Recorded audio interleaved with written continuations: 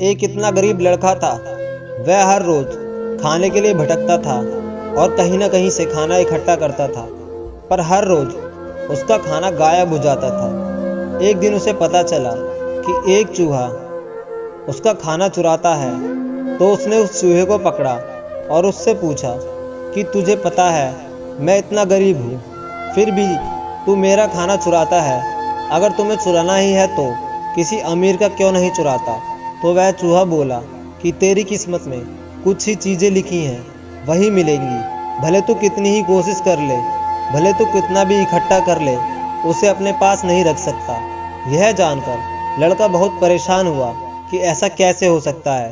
तो चूहे ने कहा कि अगर तुझे जानना है कि तेरी किस्मत में क्या लिखा है, तो भगवान बुद्ध के पास जाना पड़ेगा। वही तुझे बता सकते हैं कि तुम्हारी किस्मत में क्या लिखा है। इसीलिए वह लड़का भगवान बुद्ध से मिलने के लिए निकल पड़ा। चलते चलते बहुत रात हो गई थी, इसलिए रास्ते में उसने एक हवेली देखी और उस घरवाले से एक रात रहने के लिए इजाज़त मांगी। उसे इजाज़त मिल भी गई।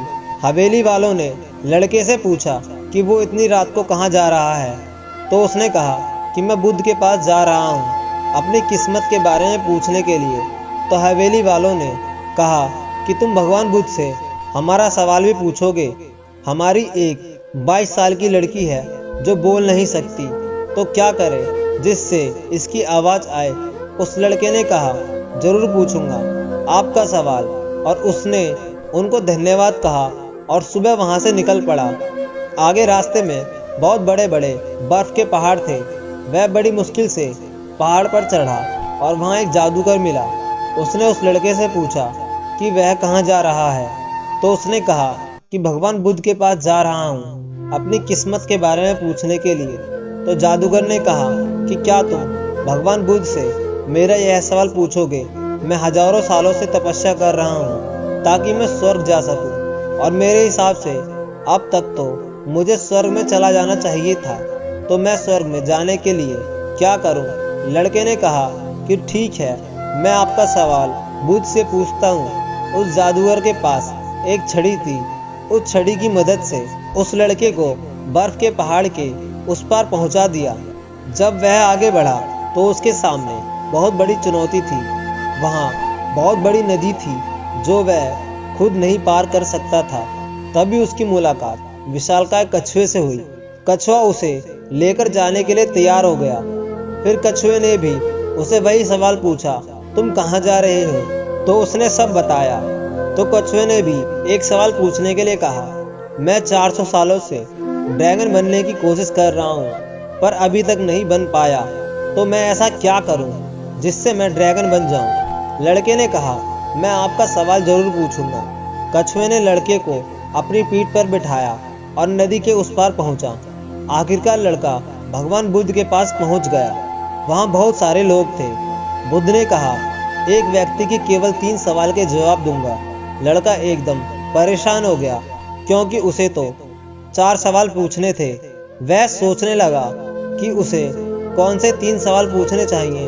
उसने कछुए के बारे में सोचा कि कछुआ 400 सालों से ड्रैगन बनने की कोशिश कर रहा है। जादूगर के बारे में सोचा, जादूगर 1000 साल से स्वर्ग जाने के लिए तपस्या कर रहा है, और वह लड़की बिना बोले कैसे पूरी जिंदगी निकाल सकती है। फिर खुद के बारे में सोचा कि मैं तो सिर्फ गरीब हूँ, मैं तो मांग कर भी अपनी जिंदगी गुजार सकता हूँ, पर कछुआ, जादूगर और उस लड़की की परेशानी तो मेरी परेशानियों से बहुत बड़ी है। तो लड़के ने उनके 3 सवाल भगवान बुद्ध से पूछे। बुद्ध ने जवाब दिया कि कछुआ 400 सालों से ड्रैगन बनने की कोशिश कर रहा है, पर अपने कवच को छोड़ने के लिए तैयार नहीं है। जब तक वह कवच को नहीं छोड़ेगा तब तक वह ड्रैगन नहीं बन पाएगा। वही जादूगर अब तक अपनी छड़ी नहीं छोड़ेगा तब तक वह स्वर्ग नहीं जा पाएगा, और जब तक लड़की को उसका जीवन साथी मिल नहीं जाएगा तब तक वह बोल नहीं पाएगी। यह सब सुनकर लड़का वापस कछुए के पास आया और उसे सब कुछ बताया। तो कछुए ने अपना कवच निकाल दिया। जैसे ही कवच निकाला उसमें से कीमती मोती निकले। वह मोती कछुए ने लड़के को दे दिए और वह ड्रैगन बन गया। फिर जादूगर के पास गया और सारी बात बताई तो जादूगर ने अपनी जादू की छड़ी लड़के को दे दी और वह स्वर्ग में चला गया। उसके बाद लड़का उस हवेली में गया जहां उसने रात गुजारी थी। जब वहां गया तो वही लड़की उसके सामने आई और बोली, उस रात हमारी हवेली पर तुम ही आए थे ना। इस तरह लड़के को पैसा, ताकत और एक खूबसूरत जीवन साथी मिल गई। जीवन में कुछ भी पाने के लिए कुछ देना पड़ता है। जब जादूगर ने छड़ी दी तो उसे स्वर्ग मिला। वैसे ही जीवन में कुछ बड़ा करने के लिए अपने कंफर्ट जोन से बाहर आना होता है। पानी का जहाज सबसे ज्यादा किनारे पर ही होता है, पर जहाज किनारे के लिए नहीं बना है। वह बीच समुद्र में लहरों को चीरते हुए आगे बढ़ने के लिए बना है। इसलिए जीवन में कुछ करने के लिए रिस्क तो लेना ही होगा। और अगर आपको लगता है कि आपके जीवन में प्रॉब्लम बहुत सारी हैं, तो जरा एक नज़र डालिए उन लोगों पर जिसके पास रहने को घर नहीं है, खाने को रोटी नहीं है, कोई देख नहीं सकता, कोई चल नहीं सकता, कोई बोल नहीं सकता। क्या आपकी प्रॉब्लम उनके प्रॉब्लम से बड़ी है? ऐसी ही कहानी देखने के लिए वीडियो को लाइक करें और चैनल को सब्सक्राइब करें।